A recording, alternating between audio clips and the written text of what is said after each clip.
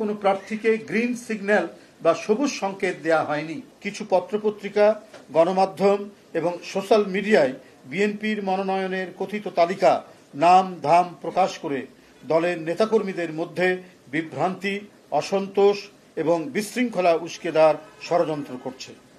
অনুমিত হচ্ছে বিএনপিতে বিভেদ বিসম্বাদ সৃজনের অশুভ অভিপ্রায় নিয়ে কতিপয় মিডিয়া যথেচ্ছভাবে মিথ্যা অপপ্রচার প্রোপাগান্ডায় লিপ্ত হয়েছে।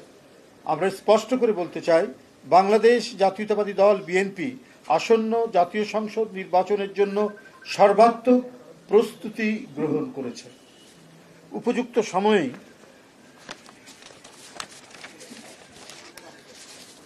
দলের নির্ধারিত যে প্রক্রিয়া, যে সিস্টেমে যাচাই বাছাই করে মনোনয়ন দেওয়া হয়, সেই যাচাই বাছাই করে যোগ্য ও সর্বোপরি জনগণের কাছে গ্রহণযোগ্য জনপ্রিয় ব্যক্তিকেই বেছে নিয়ে তাদের নাম প্রকাশ করা হবে।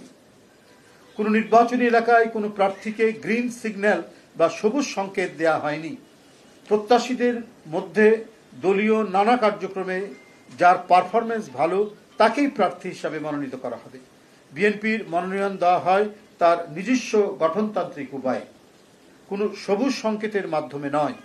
জাতীয় সংসদ নির্বাচনের কিংবা যে কোনো নির্বাচনে দলের প্রার্থী মনোনয়নের দায়িত্ব পার্লামেন্টারি বোর্ড পালন করে এবং এ ব্যাপারে বোর্ডের সিদ্ধান্ত চূড়ান্ত বলে গণ্য হয়।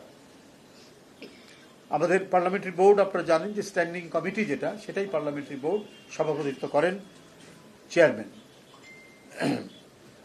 সুতরাং তফসিল ঘোষণার পরেই দলের ভারপ্রাপ্ত চেয়ারম্যান তথা বিএনপি কেন্দ্র থেকে ঘোষণা ব্যতীত এখন পত্রপত্রিকায় প্রকাশিত কোনো মনগড়া সংবাদে বিভ্রান্ত না হওয়ার জন্য সারা দেশের নেতাকর্মীদের প্রতি আহ্বান জানাচ্ছি।